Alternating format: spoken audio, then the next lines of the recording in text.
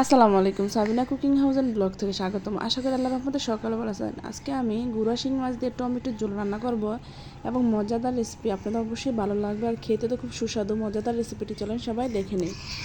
আমি গুঁড়া শিঙি মাছ দিয়ে থেকে আমি রান্না করার জন্য তেল বসিয়ে দিয়েছি। তেল গরম চলে আসতে দিয়ে দেবো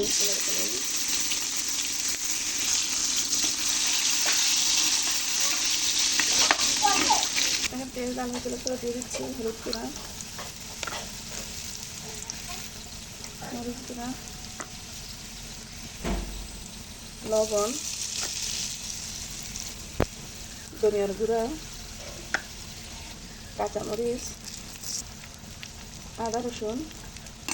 এবার আমি মশলাটা কষানোর জন্য অল্প পরিমাণে পানি দিয়ে দেবো।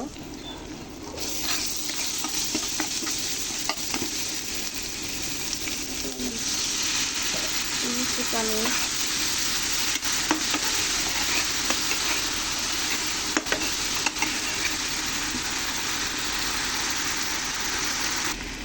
এবার আমি শিং মাছগুলো দিয়ে দিচ্ছি। প্রথমত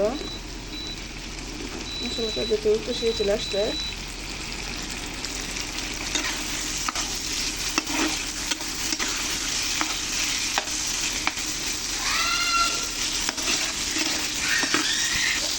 দিয়ে দিচ্ছি টমেটো।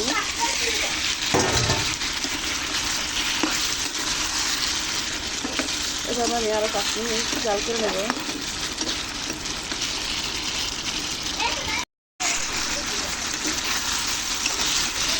এখন এবার আমি টমেটো জমি চলে আসছে, এখন আমি পাতিতে লেগে যাচ্ছে এরকম অবস্থায় এখন আমি জল দিয়ে দেবো।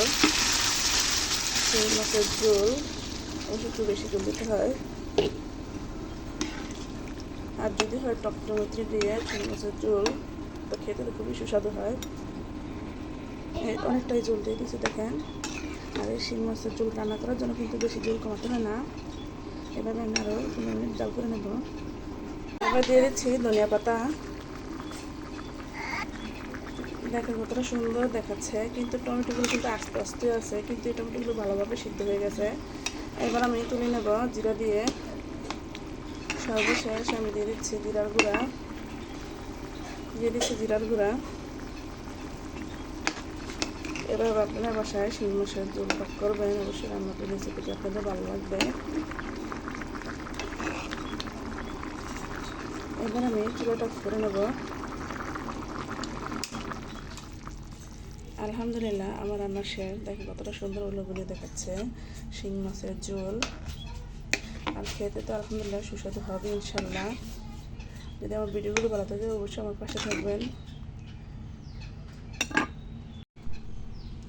গরম ভাতের সাথে খেতে খুবই সুস্বাদু এবং কি মজাদার একটি রেসিপি তৈরি করে নিলাম শিং মাছের ঝোল টমেটো দিয়ে। আলহামদুলিল্লাহ, যদি আমার ভিডিওটা ভালো লেগে থাকে আর রান্নার রেসিপিটা যদি ভালো লেগে থাকে অবশ্যই আমার পাশে থাকবেন।